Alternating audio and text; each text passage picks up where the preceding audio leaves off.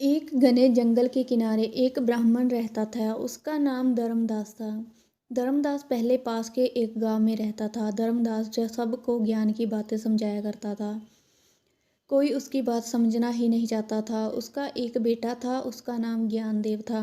ज्ञानदेव अभी छोटा बच्चा ही था जब उसकी माँ चल बसी थी। लोगों ने धर्मदास की बातों को उसकी माँ की मौत का कारण मानकर उसे गांव से बाहर निकाल दिया। तब से धर्मदास जंगल के किनारे झोपड़ी बनाकर रहने लगा। जब धर्मदास आसपास के गांवों में कुछ कमाने जाता तो घर में ज्ञानदेव अकेला ही खेलता रहता। जंगल में एक बड़ा घास का मैदान था। वहां पर बहुत से जंगली घोड़े चरने के लिए आते थे। एक दिन एक छोटा बच्चा धर्मदेव की झोपड़ी के पास आ गया। ज्ञानदेव ने घर में रखे हुए कुछ चने उसे खिलाए। घोड़े को एक नया स्वाद मिला। रात को ज्ञानदेव ने अपने पिता को बताया कि एक छोटे घोड़े से उसकी दोस्ती हो गई है। ज्ञानदेव ने बताया कि घोड़े को चने बहुत पसंद आए थे। अगले दिन धर्मदास एक बोरी चने की ले आया। अब घोड़ा वहां रोज आने लगा। ज्ञानदेव उसे बहुत चाव से चने खिलाता। दोनों में अच्छी दोस्ती हो गई। ज्ञानदेव ने उसका नाम बदल कर बादल रख दिया। चने खा खा कर बादल तेजी से बड़ा होने लगा। वह अपने दूसरे हम उम्र साथियों से बहुत अधिक बलवान हो गया। वह ज्ञानदेव को अपनी पीठ पर बिठाकर दूर तक जंगल में ले जाता। दोनों एक दूसरे की भाषा समझने लगे। बादल ने उसे बताया कि वह जंगल के सब जानवरों की भाषा समझता है। कभी कभी वह ज्ञानदेव को बताता कि कौन सा जानवर क्या बात कर रहा है। ज्ञानदेव को इसमें बहुत मजा आता।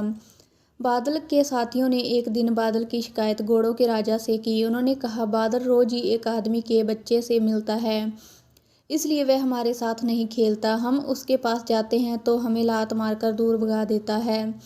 वह आदमी के बच्चे को अपनी पीठ पर भी बैठने देता है। हमारी सारी बातें भी उसे बताता है। राजा को बादल का व्यवहार पसंद नहीं आया। उसने बादल को अपने पास बुलाकर सारी बात स्वयं जानने का निश्चय किया। अगले दिन बादल को राजा के दरबार में पेश किया गया। राजा ने पूछा, क्या है ये सच है कि तुम एक आदमी के बच्चे को अपनी पीठ पर बैठने देते हो?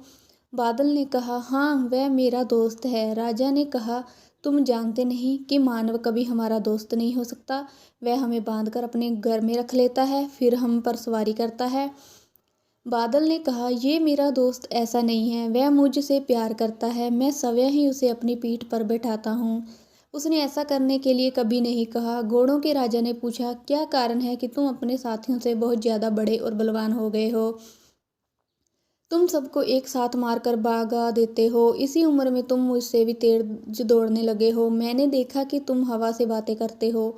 ये सब मेरे मित्र ज्ञानदेव के कारण है। वह मुझे प्रतिदिन चने खिलाता है, मेरे बदन की प्यार से मालिश करता है। बादल ने उत्तर दिया, और तुम हमारी बरादरी की सारी बातें भी उसे बताते हो। राजा ने क्रोध में भरकर कहा, मैं अपने घर की कोई बात नहीं बताता, केवल जंगल के जानवर क्या बात करते हैं वही बताता हूँ। जंगल के पशु पक्षियों की बोली उसे सिखाता हूँ। वह भी मुझे अच्छी अच्छी बातें बताता है, अपनी भाषा भी मुझे सिखा रहा है। उसने मुझे बताया है कि मानव उतना बुरा प्राणी नहीं है जितना हम उसे समझते हैं।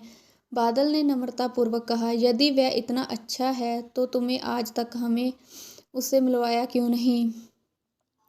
राजा ने कहा, अपने पहले कभी ऐसा आदेश ही नहीं दिया। आप कहे तो मैं कल ही उसे आपके दरबार में हाजिर कर दूंगा। उसे हमसे कोई बैर नहीं है। मैंने उसे बताया है कि घोड़े भी मानव से दोस्ती करना चाहते हैं। बादल बोला, राजा ने कहा, क्या तुम नहीं जानते कि पड़ोस का राजा हमारे कितने ही घोड़ों को पकड़ कर ले गया है? वह मार मार कर उन्हें पालतू बना रहा है और उन्हें ठीक से खाने को घास तक नहीं देता। इसलिए तुम्हें उसकी बातों में नहीं आना चाहिए। मेरा दोस्त ऐसा नहीं है। आप उससे मिलेंगे तो जान जाएंगे। बादल ने कहा, तो ठीक है, मैं एक बार उसे मिलता हूँ। यदि मुझे वह अच्छा नहीं लगा तो मैं तुम्हें उससे दोस्ती तोड़नी पड़ेगी। यदि फिर भी तुम नहीं माने तो हम लोग ये स्थान हमेशा के लिए छोड़कर कहीं दूर चले जाएंगे। राजा ने कहा, मुझे स्वीकार है, पर मैं जानता हूँ कि ऐसी नौबत कभी नहीं आएगी। अगले दिन बादल ज्ञानदेव को अपनी पीठ पर बिठाकर अपने राजा के पास ले आया।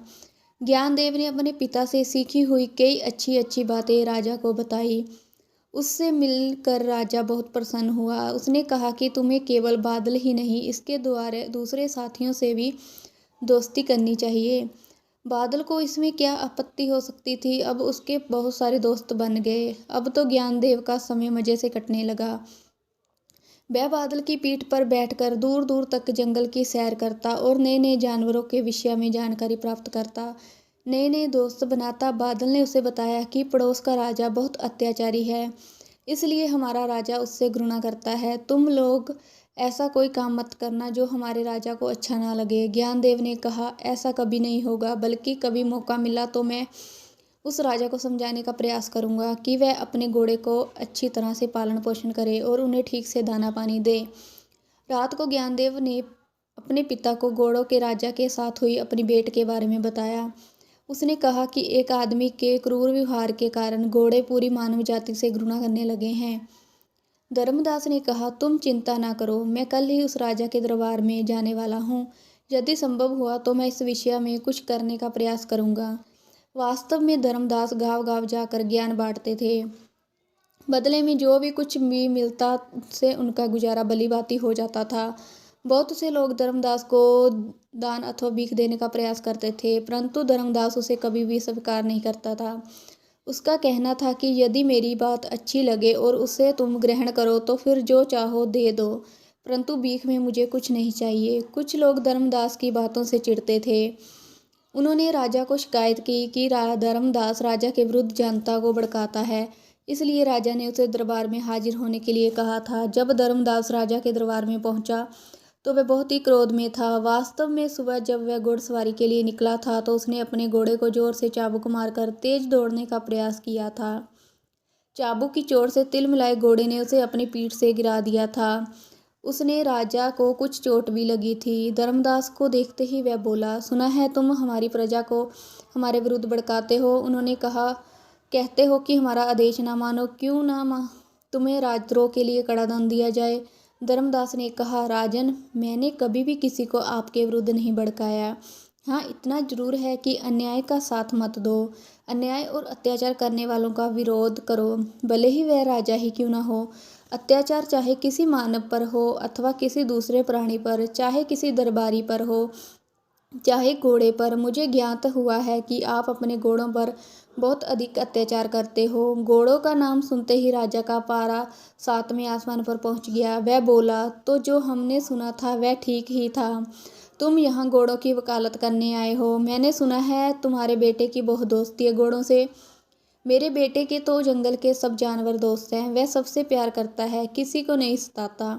धर्मदास ने कहा, तुम मेरी प्रजा होकर मुझसे जुबान लड़ाते हो। इतना कहकर राजा ने अपने सिपाहियों को आदेश दिया कि धर्मदास को हिरासत में ले लिया जाए, उस पर राजद्रोह का मुकदमा चलाया जाए। जब ज्ञानदेव को इसके विषय में ज्ञात हुआ तो वह बहुत ही दुखी हुआ, परंतु वह कर ही क्या सकता था। वह तो समय ही अभी छोटा था। उसने अपनी पीड़ा बादल को बताई। बादल बोला, तुम्हारे पिताजी को ये दंड हमारे कारण दिया जा रहा है। हम इस समस्या का कोई समाधान निकालेंगे, तुम बिल्कुल चिंता ना करो। ज्ञानदेव बहुत चिंतित रहने लगा। एक दिन उसका मन बहलाने के लिए बादल उसे लेकर दूर जंगल में निकल गया। वहां उसका सामना एक शेर से हो गया। शेर को देखकर ज्ञानदेव बहुत डर गया। बादल ने कहा, तुम चिंता मत करो, शेर तुम्हारा बाल विवाह का नहीं कर पाएगा। अपने मित्र की रक्षा के लिए मैं शेर से लड़ने में भी पीछे नहीं हटूंगा। शेर ने उसकी बात सुन ली। उसका मजाक बनाते हुए बोला, तुम कौन से जंगल की घास खाकर मेरा मुकाबला करोगे। मैं तुम्हें कच्चा ही चबा जाऊंगा। मत भूलो, मैं इस जंगल का राजा हूँ। बादल ने कहा, अपने दोस्त के जीवन की रक्षा करना मेरा धर्म है।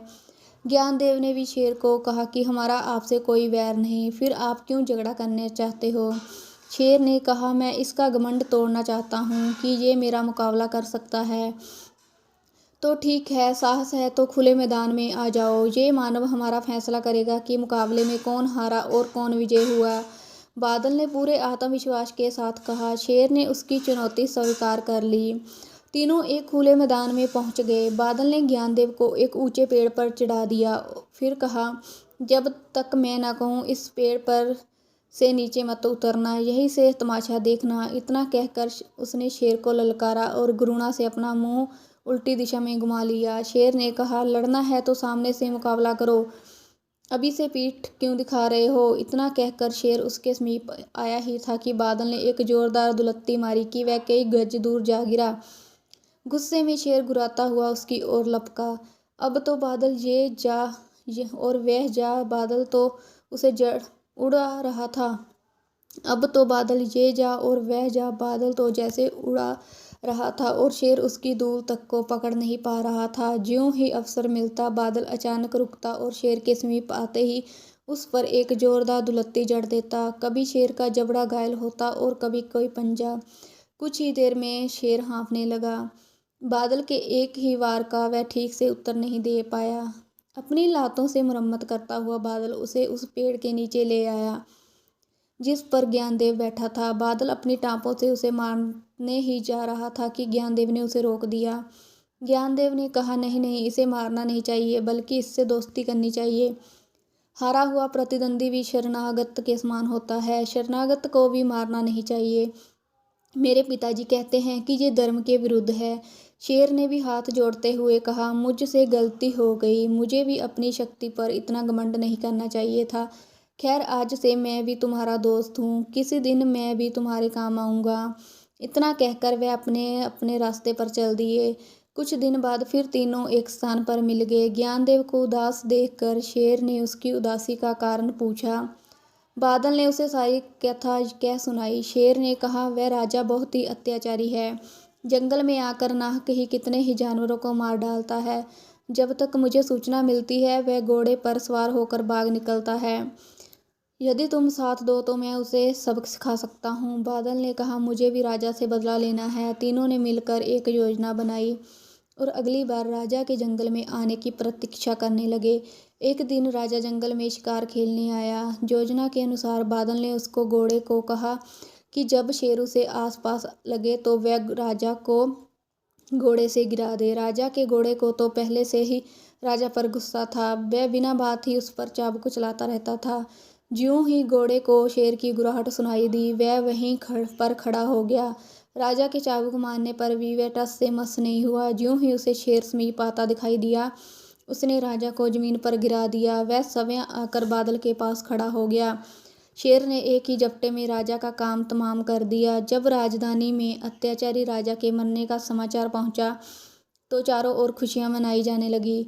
युवराज बहुत ही दयालु स्वभाव का युवक था। वह अपने पिता को बार बार अत्याचार न करने की सलाह देता रहता था, परंतु राजा अपनी बात नहीं मानता था। राजा बनते ही उसने सारे निरपराध लोगों को कैद से मुक्त कर दिया। धर्मदास के गुणों का आदर करते हुए उसने उन्हें राजपुरोहित के रूप में सम्मानित करके राजधानी में ही रहने का आग्रह किया। ज्ञानदेव के कहने पर नए राजा ने जानवरों का शिकार करने पर रोक लगा दी। सब लोग सुखपूर्वक रहने लगे। धन्यवाद।